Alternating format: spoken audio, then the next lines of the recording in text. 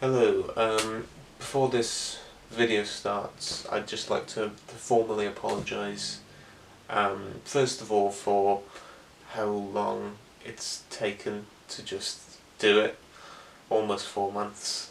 I was apologising to myself more than anything, and second of all, for feeling the need to have the camera as close to my face as possible. I have no idea. This was filmed almost 4 months ago. I have no idea why I felt the need to do this, but it's been done. I'm not filming it again. It wouldn't work. I've already eaten the chocolate. So, yeah, other than that, enjoy.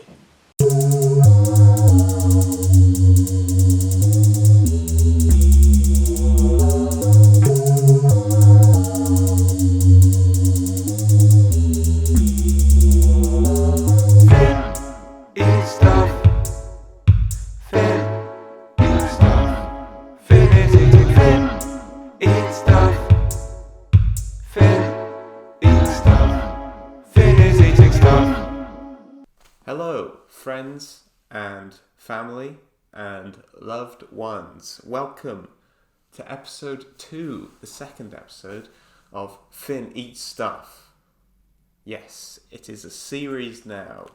It is becoming a series. We're gonna eat some stuff. I'm gonna tell you what I think about it. Today's a great day. It's the day before I leave the house for a new adventure. What better way to celebrate than with Tony's Chocolonely.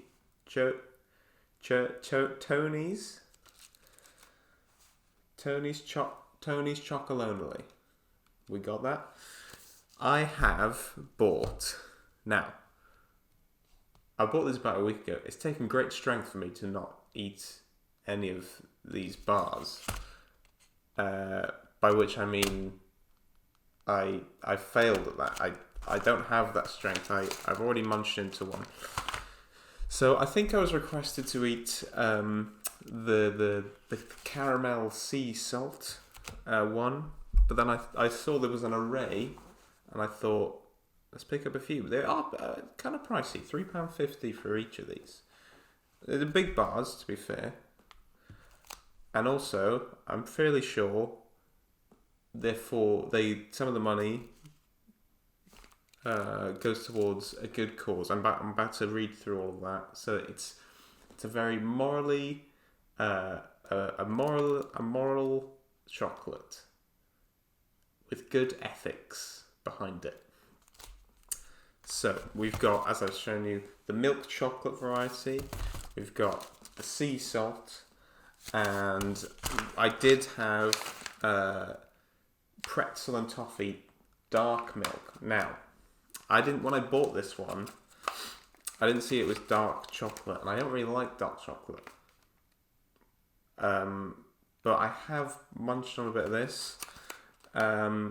And even though I don't really like dark chocolate, it's only 42% dark chocolate. I think when it gets to sort of like those 80% chocolates, I'm out. So, say 42%. It's still not quite my cup of tea, but it's got a bit of a... I didn't really feel the toffee came through all that much. And pretzels are a bit of a weird addition, I think. I don't know. Because... I don't know, a pretzel by itself, it's sometimes tough to...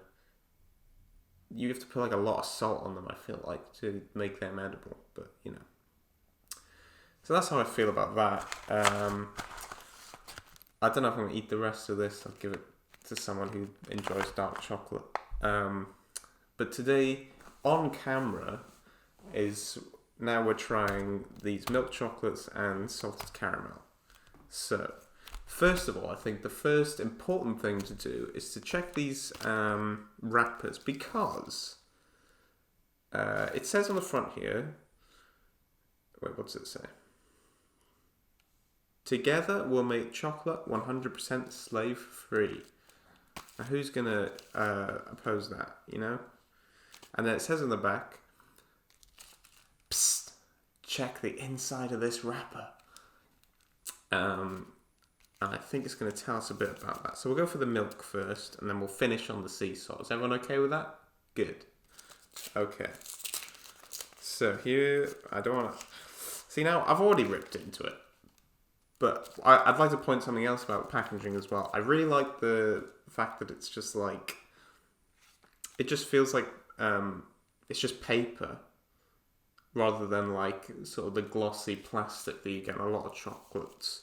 And it feels like a child... Not that a child has made it in that it's like messy and bad, but like it feels very homegrown and made with love. You know, it feels like someone's put this together with their own two hands, and I like that.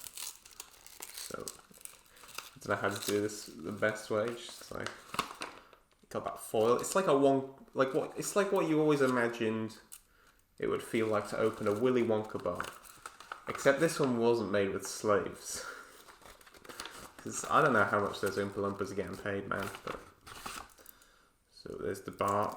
Got to read on the inside. Oh, I swear this package... I'm going to read this package because I swear I had something different on the inside. Okay. The one that I've already eaten. So this one says, why is our bar unequally divided? So there's some reasons behind this. To us, it doesn't make sense for chocolate bars to be divided into chunks of equal sizes when there is so much inequality in the chocolate industry. The unevenly sized chunks of 180-gram bars are a nice way of reminding our Choco fans that the profits in the chocolate industry are unfairly divided. Oh, that's actually sick. Crazy about chocolate, serious about people. Isn't that lovely? Wow. I like how much thought has gone behind this. You know? It's great. But I swear this packaging said something different. Let's have a look at it. It's like a whole... it's like Christmas. This one says, share our chocolate, share our story. Right now, there is slavery on cocoa farms in West Africa. This is a result of unequally divided cocoa chain. Tony's Chocolonely exists to change that. Our vision is 100% slave-free chocolate, not just our chocolate, but all chocolate worldwide. With incredibly tasty chocolate, we lead by example and show the world that the chocolate can be made differently. In taste, packaging, and the way we do business with cocoa farmers. Alone, we'll make a slave-free chocolate, but together we can make all chocolate 100% slave-free. So we ask you to join us. The more people who join our mission and share our story, the sooner 100% slave-free becomes the norm in chocolate. And the choice is yours. Are you in? Crazy about chocolate, serious about people. This is great. I'm sorry, but this is amazing. I wonder if they all have just like... Because these have been different so far. I'm happy to share your story, Tony Chocolonely. Okay, shall I try the milk first? And then see what the packaging on the other ones are. Okay, here we go, the milk chocolate. Now, I still don't really know what the best way to open this is. Should I try and, like, just take it all off? But then I guess I can just wrap it back up in that if I don't finish it. Because I kind of want to get a picture of the bar as a whole. And just to see what that looks like. So let's have a look. The classic milk chocolate. It's a very striking and appealing look, I think, with all the uneven bits. So as you can see, this is what am I holding that? Okay, hang on. This is what that bar looks like. It smells like chocolate. I'll be honest, it smells darker than I was expecting for the milk chocolate. But I assume it's nice, a lot of cool detail. That's like 3D Tony's. Well, Tony's in 3D, and then you got a little indents for Chocolonely. You got the breaking of chains to embrace to show the fight against slavery and chocolate. So yeah, let's give it. I don't know which piece do you think is good to pick first. A corner. Let's just go for this corner piece at the top. Here we go. I don't know how to catchphrase or something. Okay. I've just looked down at the floor and I've noticed there's a lot of chocolate flakes that's dropped on the floor. They're a bit messy. I don't know if that's my fault or the chocolate's fault. I'm going to say it's my fault just because I want to like this chocolate. I'm just a messy boy. This is really good. It reminds me of... It definitely tastes familiar. I'm trying to think... let's go through all the things it doesn't taste like. Dairy Milk Galaxy, Mars. What does it taste like? Let me have another piece. It breaks off quite nicely. It kind of feels, the way I would describe it is, it feels as light and fluffy as you would get, maybe not quite as much, but as like an Aero, not quite as much, but that sort of quality, but with the same richness and density as something like a Cadbury's Dairy Milk. It still tastes very familiar, like something else I've tasted before. Nothing's coming to mind, so I'm going to say this is a very unique and cool flavour.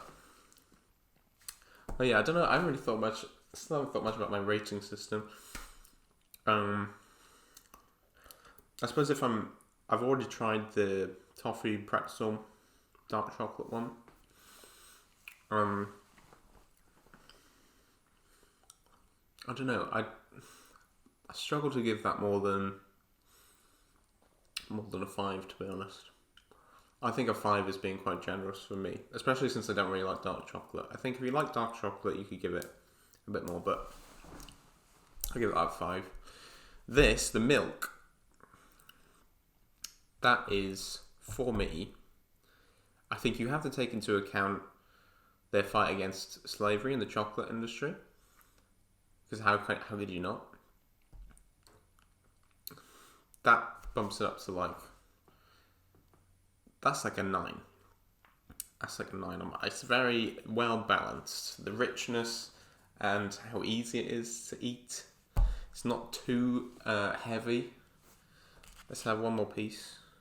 Maybe a couple more. Look how nicely that's... I've like taken all these pieces off. Like... in sequence, you know. I was curious to see what happens when you get to the circular chains. Let's just baby, that is good stuff.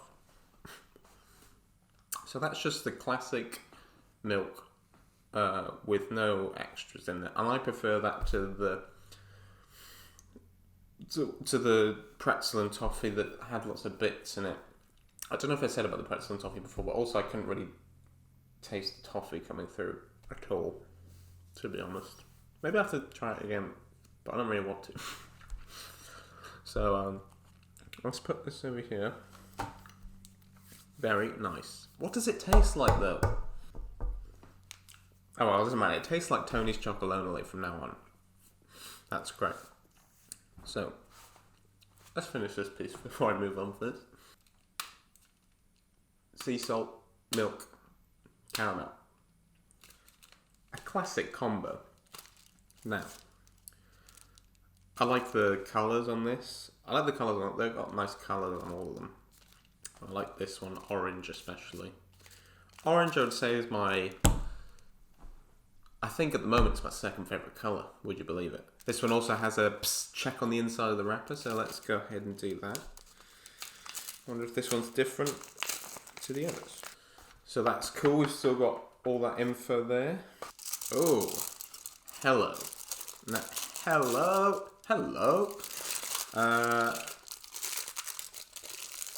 Oh, now this looks like it means business. Sorry. Is that inappropriate to say? Now, on the surface, showing this, looks like a classic milk chocolate Tony's Chocolonely bar. But can we know for a fact, we know that this is filled, or we know it contains some salted caramel goodness. Also to confirm that, look at the back. It's oozing out. I don't know if am I showing that properly. It's clawing to get out, and it's bursting with this caramel goodness. I'm gonna start just from going with the back. I'm gonna start with this long piece. It looks like we can get a lot of the caramel bits and stuff. So let's see where that goes. Oh, it's kind of sharp. I will say that did hurt a bit. It's a bit sharp, but you gotta pay the price for good chocolate.